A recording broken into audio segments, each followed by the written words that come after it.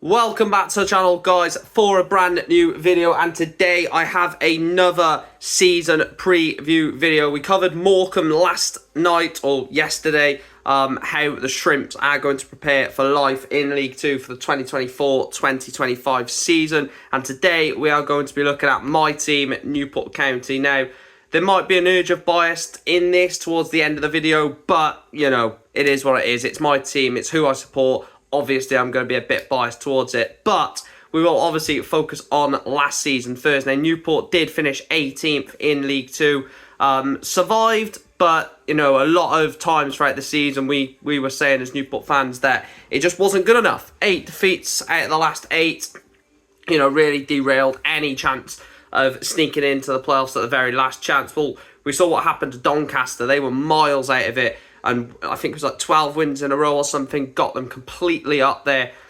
into the playoffs and nearly got promotion. But it was 18th for us last season. Carabao Cup got to the second round after beating Charlton in the first round, losing in the second round to Brentford on penalties. And then the FA Cup fourth round where we nearly took Premier League Manchester United all the way to a replay before losing 4-2 in that one.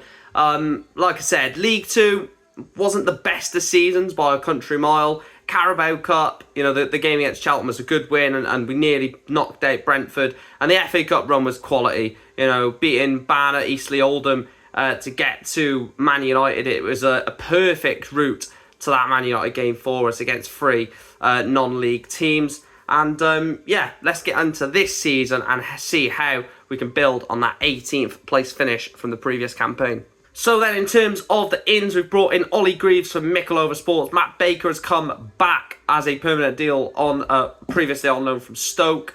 Kieran Brennan has come in from Sheffield Wednesday. Jacob Carney has come in from a Spanish team, Castellon. Anthony Glennon has come in from Grimsby. Kai Whitmore from Haverfordwest. Michael Spellman from Sunderland. Cameron Antwi from Cardiff. Courtney Baker-Richardson returns to the club from Crewe. And Cameron Evans in from Swansea. Now, a lot of people saying that there's 11 signings. Are these 11 signings all going to sort of fit into the system in the right way? Are they all going to, you know, sing off the same hymn sheet sort of thing? There's some real notable names in there, like Anthony Glennon, like Courtney Baker-Richardson, players who have done it at this league, done it at this level. And I do think that those are going to be the main signings. But we've also got like, the youth of Cameron Antwi, Cameron Evans. What can Michael Spellman done? He scored a couple of goals in pre-season, Michael Spellman, and looked good. Ollie Greaves, again, was formerly of Sheffield United's academy. There are some exciting signings in there. In terms of the released list, Omar Bogle has gone to Crewe. Sam Bowen has gone to Solihull Moors. Harrison Bright has gone to Salisbury. Joe Day and Scott Bennett have both gone to Cheltenham. Declan Drysdale has gone to Tranmere. Johnny Maxted has gone to Brackley Town. James Waite has gone to Weston-super-Mare. Afrande Zanzala has gone to AFC Fylde. Ryan Delaney has gone to Swindon. And Harry Charsley has gone to Oldham. Now, some of these ones I was devastated about. Obviously, I was gutted about Ryan Delaney. He was the captain last year, leaving us for Swindon. I was actually gutted about Harry Charsley going. I thought that Charsley could have offered, you know, a lot for the team in the upcoming season. Omar Bogle, I wasn't necessarily annoyed that we lost Bogle because of the fact that, you know, he does divide the fan base, but he can score goals, which is which was my thinking behind keeping him. Him or Zanzala, I felt we should have kept to just keep that extra striker. And Sam Bowen is one that I definitely would have kept. He's gone to Solihull Moors in the National League. I generally think we should have kept him. There could be a big name on this list. Will Evans still. Future is undecided at the moment whether he will stay for next season or not. So, you know, this list may be even worse come sort of, the end of August, start of September. But there are some big misses, but also it's time to move on for a few players like Joe Day, like Scott Bennett, like James Waite. I think some of those just had to go.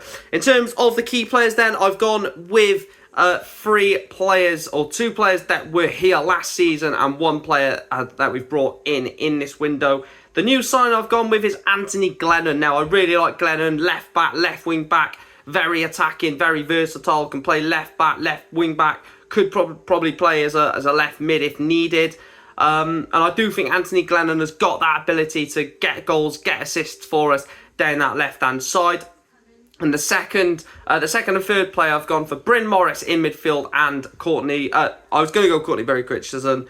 I've gone Will Evans for now. It could be Baker Richardson if Will Evans leaves, but I've gone Bryn Morris and Will Evans. Bryn Morris, what I saw of Bryn Morris last season, probably never ever put a foot wrong. Was always a 6 or 7 out of 10. And then he had the odd games where he's absolutely superb, i.e. that Manchester United game in the FA Cup. And Will Evans, look, now Will Evans is probably not an amazing footballer.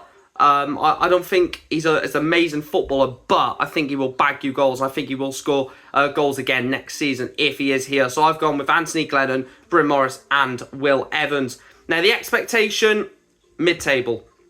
Mid-table to playoffs should be the expectation among Newport fans. I've seen some saying bottom half we'll get. I've seen some saying we're going to get promotion or playoffs. I'm just going to sit on the fence and just go mid-table to push for playoffs. I think that should be where we aim roughly to finish the season. But that is my recap of Newport County's season preview ahead of 2024-2025 season. Let me know your thoughts down below. Like, share and subscribe. Newport fans, let me know your thoughts down below as well. Do you think I'm being harsh? Do you agree with my opinion? I'll speak to you in the next one. For once in this series, up the county.